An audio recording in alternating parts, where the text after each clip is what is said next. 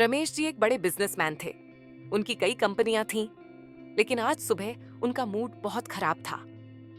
नौकर से चाय में शक्कर कम होने की बात पर गुस्सा किया, फिर ड्राइवर पर ऑफिस देर से पहुंचाने के लिए चिल्ला पड़े। ऑफिस पहुंचते ही उनका गुस्सा और बढ़ गया। उन्होंने अपने असिस्टेंट मोहन को केबिन में बुलाया और बिना किसी गलती के जमकर डांट लगाई। मोहन एक ईमानदार कर्मचारी था, लेकिन आज उसे ऐसा महसूस हुआ कि उसकी मेहनत की कोई कदर नहीं। वह चुपचाप बाहर आया, लेकिन उसका गुस्सा अब और बढ़ चुका था। मोहन ने अपनी टीम की मीटिंग बुलाई और वहां सबसे कमजोर प्रदर्शन करने वाले कर्मचारी राहुल को जमकर फटकार लगाई। राहुल बेइज्जत महसूस करने लगा। उसने अपनी नौकरी को अपनी जिम्मेदारी समझकर किया था, लेकिन आज उसे बहुत बुरा लग रहा था। गुस्से और तनाव में वह घर के लिए निकला।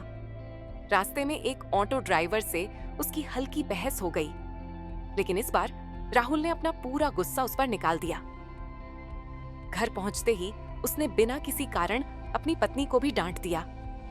पत्नी को समझ नहीं आया कि राहुल इतना चिड़चिड़ा क्यों हो गया, लेकिन अब गुस्सा उसके भीतर भी भर चुका था। गुस्से में पत्नी ने अपने बेटे को डांट दिया, जो मासूमियत से टीवी देख रहा था। उसने गुस्से में बच्चे के हाथ से रिमोट छीना और उसे जोर से डांट लगा दी। बच्चा भी अब बहुत गुस्से में था। उसे समझ नहीं आया कि घर में सब इतना गुस्से में क्यों हैं। वह घर से बाहर निकल गया और रास्ते में बैठे एक गली के कुत्ते को पत्थर मार दिया। कुत्ता दर्द से कराह उठा और डरकर भागा।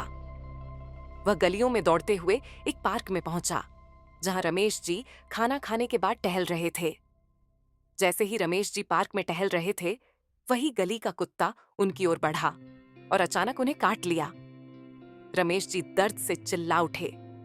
उन्हें समझ नहीं आया कि आखिर यह कुत्ता उन्हें क्यों काट रहा है, लेकिन सच्चाई यह थी कि सुबह का वही गुस्सा जो उन्होंने अपने नौकर और कर्मचारियों पर निकाला था, कई लोगों से होता हुआ घूमकर वापस उन्हीं तक आ गया था। ये कर्म का चक्र है। हम जो भी देते हैं वह किसी न किसी रूप में लौटकर हमारे पास ही आता है।